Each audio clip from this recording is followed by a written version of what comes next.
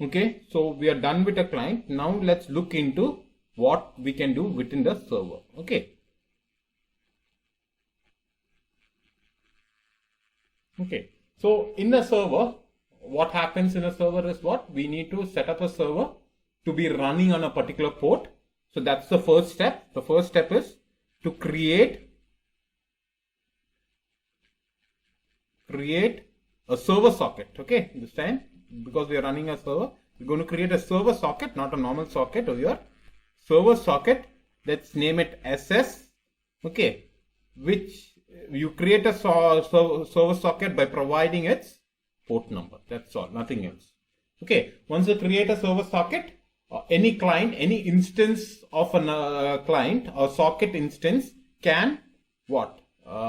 Connect with the server socket using the accept method. We already know that. Okay, now before I move into that, since we are dealing with public chat, then we can have n number of clients to connect with this particular server, or in other words, we can have n number of socket instances. That is, we have already created a socket instance within the client S over here. Okay, we can have n number of instances of this socket trying to connect with the server running in port number, whatever port that you have.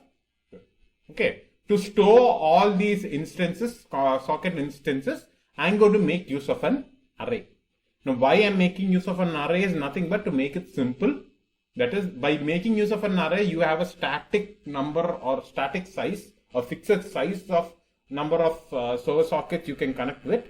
But if you want to expand a little bit, say you want to create a dynamic list rather than just create an array which is fixed, you can make use of array list, a class called array list in the util package, or the class called list. This is up to you. Okay, but in this algorithm, I'm going to explain by making use of an array. If you're going to make use of array list or list, there are functions such as add and remove defined within that particular classes, which you can use to add and remove elements from within the list. Okay, but for this sake, for the sake of simplicity, what I'm going to do is I'm going to make use of arrays. So because I'm going to make a use of arrays, I'm going to declare all necessary arrays so that we can have n number of clients. In this case, not n number of clients, we can have 10. Okay, I'm going to take an example of to connect 10 number of clients with this particular server. So I need to declare, my second step is to declare arrays. Okay, I need arrays for different things. That is, for each and every socket or client that is trying to connect with the server, I will get a socket instance, right? For each and every client that is trying to connect, I'll have a instances of its corresponding socket. So to store that particular socket, I'll have an array, a socket array.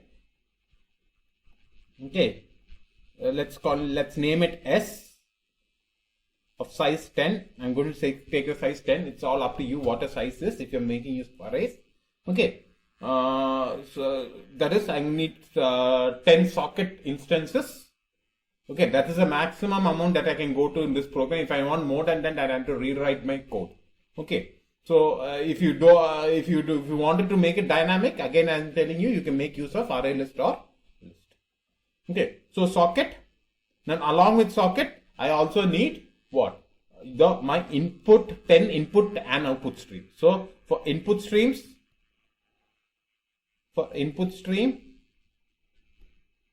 I have an array called IE, let's call it IN itself. Okay, IN of 10.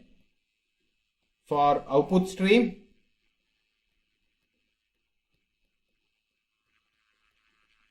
I have out of 10. I will declare an array called out of 10.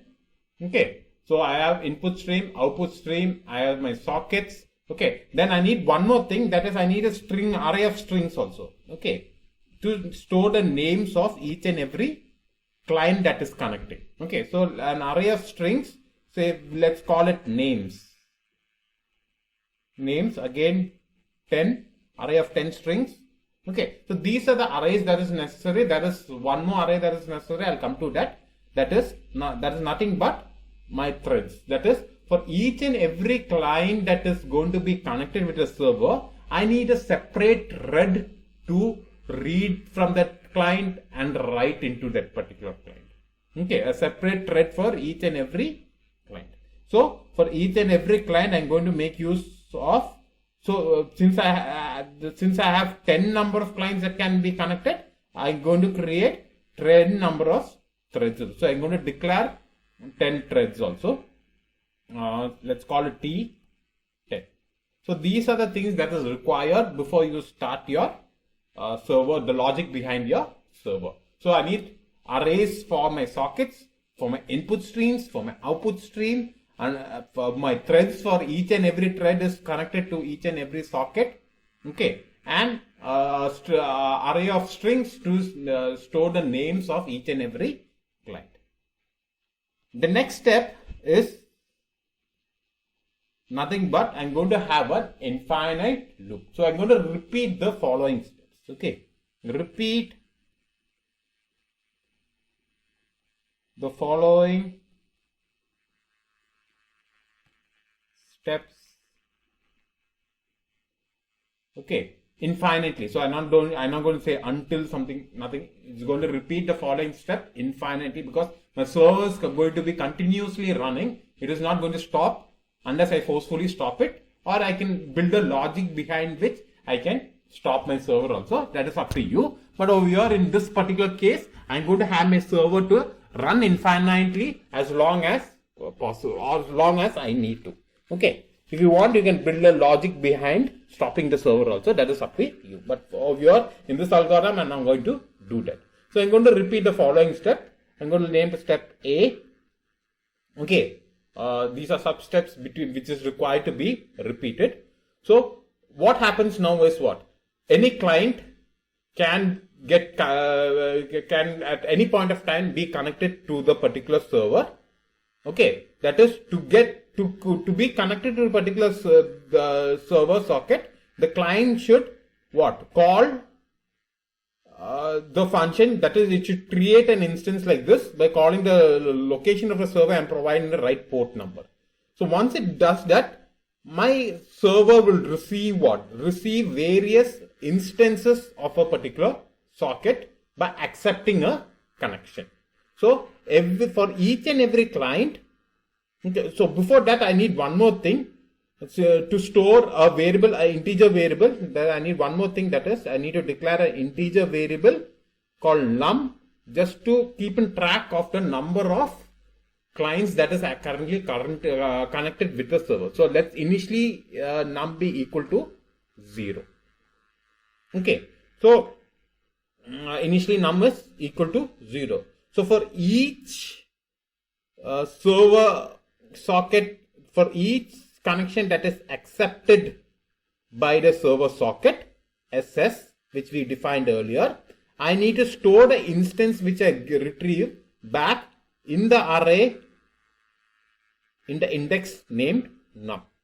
So initially at S of 0, I will get the first client that is trying to connect with the server.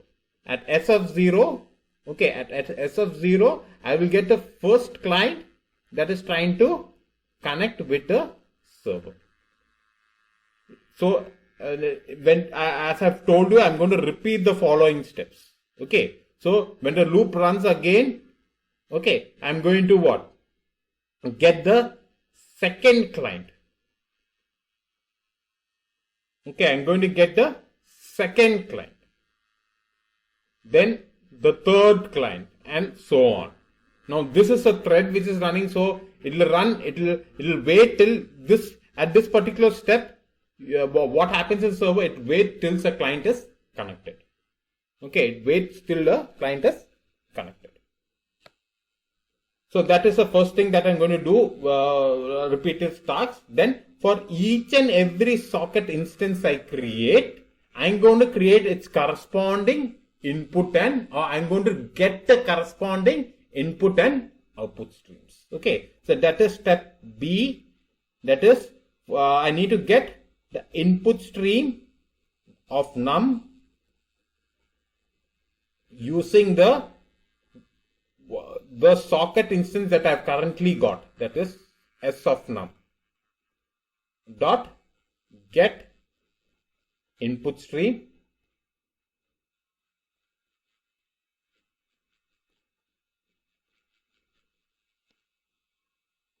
next. I need to get the output stream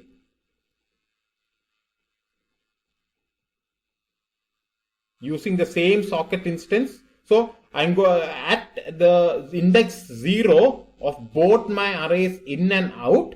I'm going to have the input stream of the first socket and the output stream of my second socket. Dot get output stream. Okay, once I receive the input stream and output stream, I can start reading and writing from these streams. No issues with that. But at the moment, I don't have anything to write.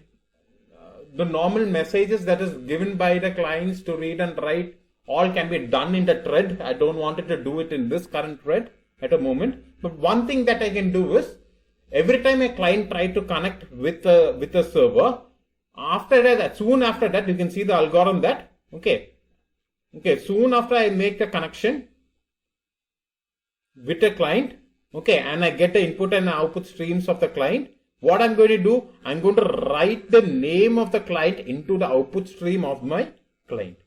So what can I do over here in the server side? After getting the input and output stream of that particular socket, I can read my name from the input stream over here, not the output stream, from the input stream, because I'm going to read it over here. So the next step is, step D is read, say a string str, let's call it str, as a line. You're going to read it as a line from the input stream of num of that particular instance, from that input stream itself. So this string is then going to be, step E is display that str, whatever the value of str is connected to the user. So what happens? One client, or whichever client when I'm is connected with the server, I get an instance of that particular socket. I create input and output streams for that particular instance. I read from my input stream any data, and there would be data because the name would be there, from my input stream, and then display the name.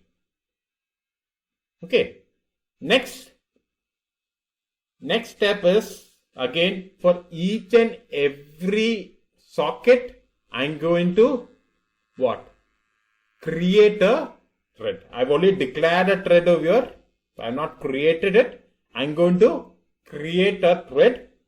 So create a thread T num at location T num. Then step G is start the thread T num. This will start a new thread. And finally, I'm going to, step 8 is increment the value of num, so that the next time this loop runs, I'm going to I'm going to accept the second client or the third client or the fourth client. At the end or at any point of time, num will hold the currently currented number of clients. Number of times that hash establish a connection with the server. So this is just one part of your thing. So I've just created a thread. Next, every time I'm going to start a thread, this is going to invoke a run method, right? It's going to invoke a run method. So next what I'm going to do is within the run method, the steps to read data from one client and send broadcast it to every other client. So let's see what we are going to do within the run method. Okay, so again I'm going to restart my steps. Step number 1. Again within my run method, because this is a never ending process, that is, you're always going to read something from some client and write it to some client, or every other client. This will keep on happening. Because of this, again I'm going to have a infinite number of loops. So I'm going to repeat. I'm going to have an infinite loop. Repeat the following steps infinitely. Okay, I'm going to repeat the following steps infinitely. Let's start with A. A Vanda. I'm just going to say 2 itself because correct sub points where it's going to come in this particular. Okay, repeat the following step. Repeat. Okay, so 2. What are the steps that is going to be repeated? So repeat the following steps. Okay, so what the first thing that you're going to do is you're going to start with you're going to iterate to each and every thread and check and see which that particular thread is running. Okay, so for let's say let's start. Okay, for I int and declare a value called int I is equal to 0 until I is less than num. And what is num? Num is the total number of clients which is currently connected. Okay, I'm going to repeat the following step. So repeat again.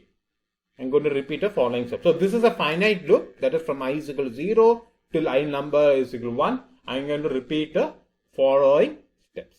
Okay, so here what I'm going to do, say A within this particular loop. Okay, first thing that I'm going to do is I want to check which thread is actually invoking this run method.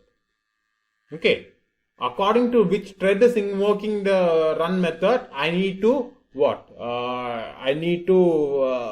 process it for that particular client. So if it is thread of 1, if it is T of 1, then what? I need, that means that I am processing what? Socket of 1. And I have an input stream of 1 connected and an output stream of 1. Okay, so I need to identify which socket is actually calling this thread. According to that, if I identify which socket is calling this thread, can I send message to all other sockets? Okay, for that I need to first find out which thread is actually running at a point. So if current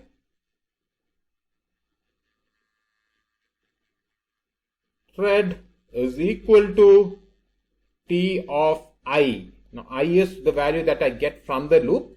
Okay, if the current thread value is equal to T of I, then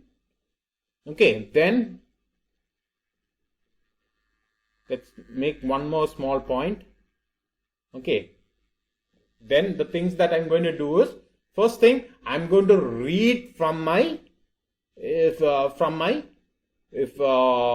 input stream. Okay, that is any message that is sent from the client running in T, that is any message sent from the socket S of I. Okay, so I need to read a message,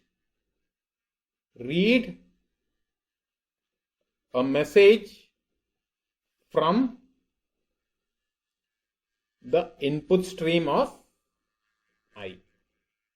Read a message from the input stream of I. Okay, after reading a message, next what I'm going to check is, I'm going to check whether the message is by, that is the client actually sending a by message and ending the conversation or leaving from the chat room. So okay, so again I'm going to step 2, another if condition over here. If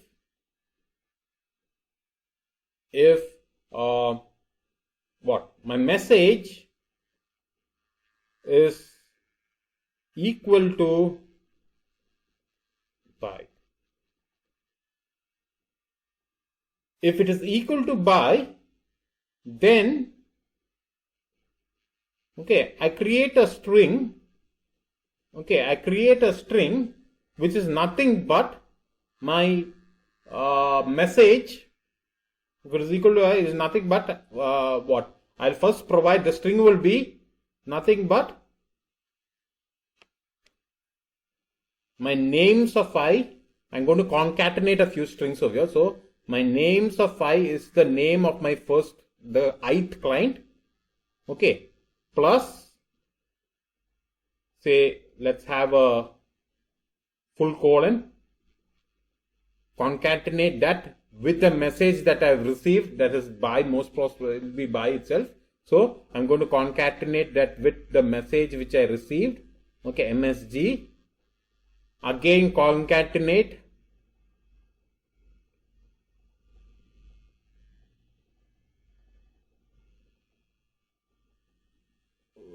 with a string, say lots of dashes. Okay, and say concatenate again. I'm going to use names, the name of that particular client of I, plus just constructing a string over here, has left a meeting. The chat, sorry, not meeting, chat. Okay, so I'm going to create such a string, that is, so basically if it is the first client, the client name will be displayed. So and say for example it will be like this, Tom. Okay, if the message is by, do Tom, then full colon would come, then the message by would come, and then what? Lots of dashes, then again the name will come, Tom has left the chat. So this would be the string if it was, the client's name was Tom. Okay, so I constructed such a string when the message was by. Okay, if the message is not by, okay, so else, okay, if it is a message is not by, I'm going to construct a different string which says again names of I plus full colon plus message. That's it. So suppose if it is not by, then what happens? Suppose if Tom is the person who's sending the message, then this string would be, okay, this string would be Tom, okay, full colon and a message that is read from my input stream. So I've constructed a string called st over here. Okay, a string called st, which is nothing but the message that I've received from my input stream of that particular client. Next, what I need to do, I need to make sure that I send this message to all other clients except I, right? Except I need to make sure I send which message? What is my message? My message is st. So I need to make sure I send this message st to all other clients. So again, I'm going to iterate through my array again. Okay, starting from my first. So again, I'm going to have this is step number 3. Okay, I'm going to have a for loop for, say, this time int j is equal to 0 until j is less than num. Num is the number of clients that we have. Okay, until for j is equal to, so for each and every client I need to send this message. Okay, so for each and every client until j is equal to 0, what I'm going to do, I have to say, make sure over here again I'm going to say if. So what should I do?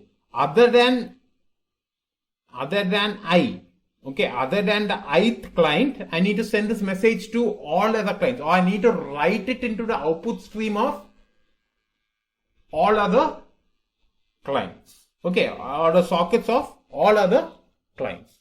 So if if j is not equal to I. If it is equal to I don't want to do anything. I don't want to send a message. But if it is not equal to I, then if it is not equal to I, then what should I do? Then I need to write into the output stream INO of j. Okay, I need to write into the output stream of j. So this will keep on writing to each and every output stream of each and every, because I am iterating from j to num except what? Except for I.